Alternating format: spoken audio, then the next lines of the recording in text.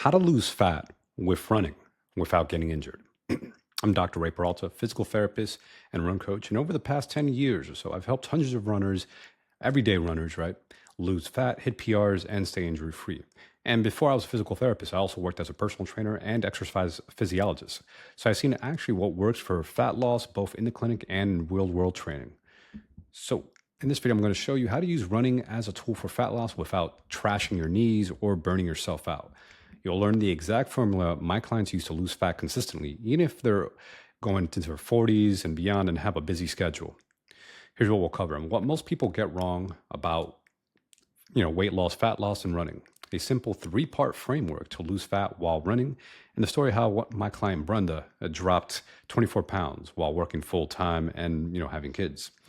So if you want more help of running smarter, not harder, check out my free training in the link in the description or bio. You'll also learn how to run pain-free and get stronger without the guesswork. So overview, why does this matter? Let's talk about the numbers. Over 140 million Americans are now overweight or obese. That's about 70% of the US population.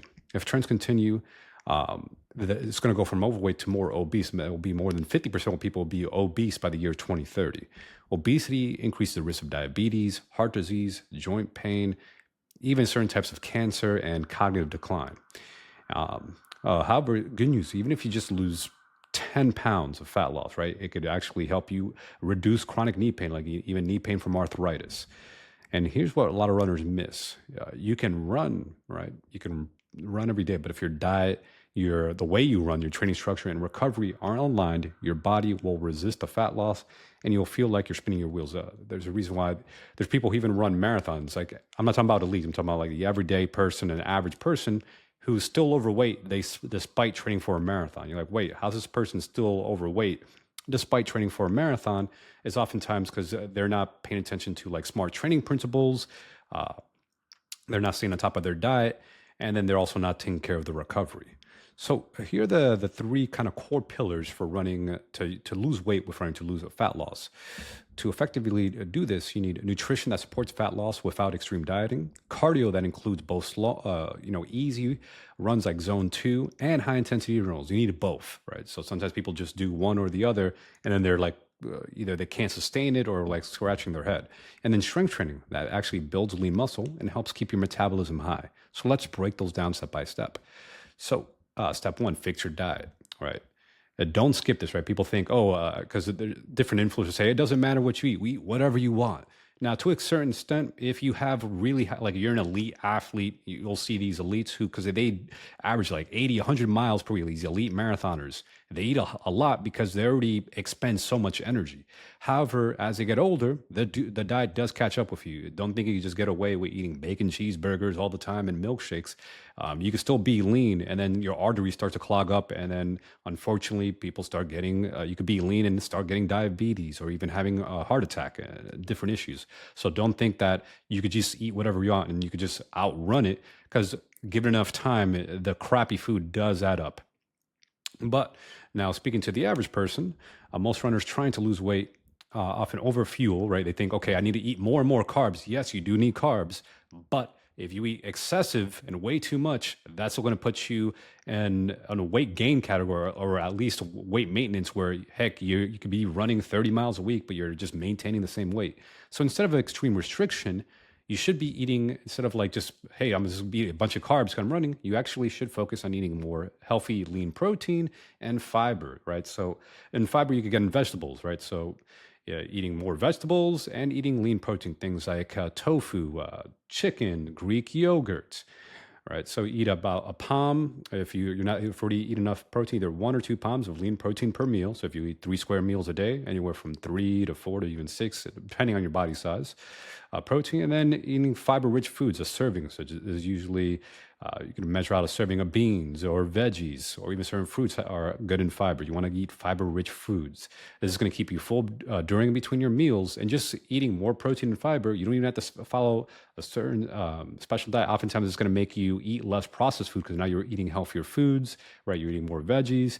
and it's going to retrain your brain to crave less junk, making fat loss feel easier. You don't actually have to count the calories per se. You can if you want to, but for the average person, you can just eat more protein and fiber, and you actually notice that now when you're running, you're going to feel more full. You're not going to be craving junk food. Doesn't mean you can't have carbs. Obviously, certain fruits and veggies are a type of carb, but you're not going to be overindulging like a whole bag of potato chips, because now you're not craving the processed junk food. You're going to be eating more nutritious foods.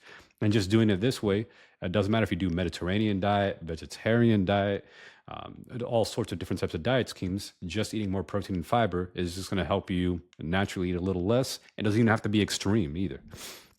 Right, you could still have chicken, for example, or a lean grass-fed meat. Right, so many different ways to do it. Or if vegetarian, you could do the tofu, tempeh. There's so many different options out there. Step number 2: run smarter, not necessarily more. Yes, if you don't run 4 to 5 days a week, or you don't train 4 to 5 days a week, then yes, if you go from 0, you should go to like at least 3 days a week of running, right? So you should run more if you're not running at all, but you don't need it to run necessarily 7 days a week. You need both zone 2 running and high intensity interval training, or like what's called, easy running and hard running. Right, so 80-20 approach works perfectly for this. 80% of your workouts should be, or run workouts or cardio workouts should be in the easy zone, and 20% in the hard zone.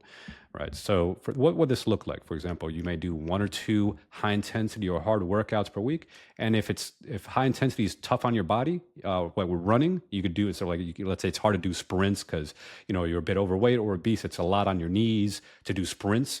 Like a track workout, then you could just go on a bike and do a bike sprint, right? I'm a big fan of doing like Tabata intervals on the bike, 20 second on, 10 second off, or 30 second on, 30 second off on the bike. And it could be a hard bike sprint where you're biking on as hard as you can. And then you go easy bike, or even just a complete rest if you need it. And then just repeat that. And it could even be a short workout. It could be like a 10 or 15 minute interval workout on the bike.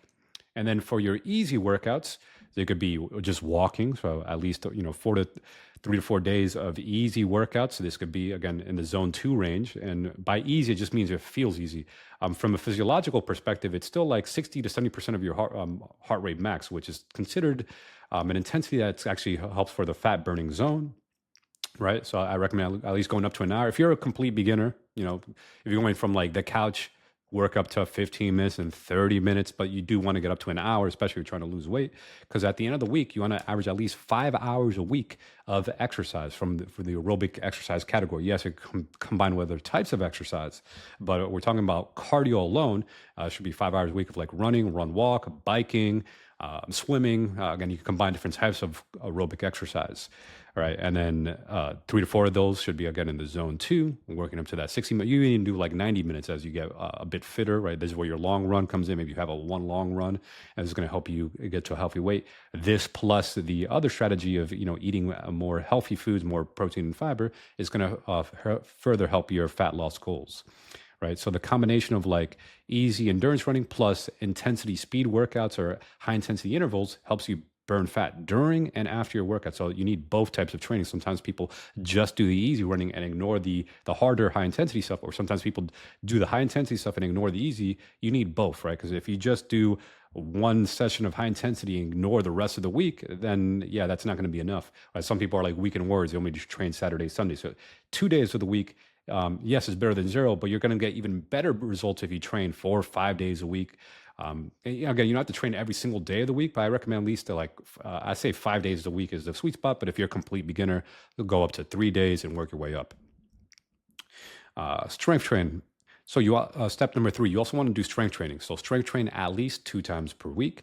If you're a complete beginner, you can start with 1 time and work your way up to 2 times, up to 3 times per week of strength training. Again, you don't have to go overboard. You don't have to strength train every single day of the week. But the thing is, if you try to do just running alone or cardio alone, it's often not enough, because cardio alone doesn't help you build muscle mass. And muscle mass is metabolically active. Actually, when you increase your muscle on your body, right, you have more muscle you can use. It's actually going to help you burn fat even while you're resting, even while you're sitting, because the muscle is metabolically active.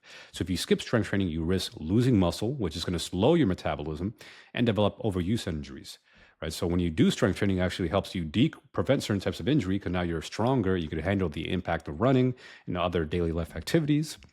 And you could just, it doesn't have to be long, right? A full body strength training routine, 20 to 30 minutes. I'm a big fan of single set to fatigue or single set to failure, 8 to 12 rep max, full body routine again, right? Squats, leg press, deadlift, chest press, or push ups, lunges, calf raises, so many different options to choose from. And when you do this way, you're going to increase your metabolic rate because now you have more muscle mass to use, improve joint support, and reduce injuries, and also help you lose fat mass or fat weight on your body. And so when you do different compound exercises, use major muscle groups, right? With good form, you can stay safe and benefit what you're doing with your cardio, with your running. So let me tell you about a client I was working with, Brenda, a busy mom, also working. She was in her 40s, overweight, but she tried stuff in the past, extreme crash diets. She tried keto, but Weight Watchers, but what actually worked for her, just eating more plant-based proteins and fiber. Right, she did 3 to 4 days a week of running at zone 2, monitoring her heart rate, doing run walks. You're doing run walk in the beginning. And then 1 to 2 days of high intensity bike intervals. She was a big fan of like doing spin cardio type classes, and we use that as our hard training days because she was going really intense with that. And then 2 days of strength training. And she didn't do anything too extreme, right? It only took her like maybe 5 or 6 days a week to get in this training. Sessions were typically 45 minutes to an hour. Strength training was only 20 to 30 minutes. And then even the high intensity biker intervals were about 20 minutes or less, and just staying 80% consistent. And the result, she lost 24 pounds of fat in just 3 months of us working together. And she kept it off while keeping her joints healthy and her energy high. So if you're ready to take the guesswork out of your running and you want additional help, check out my free training linked below. And I'm going to show you how to train pain-free and how to build sustainable habits. And there's the option to even book a call if you're interested in working with me one-to-one. So let's run smarter, not harder. See you on the inside.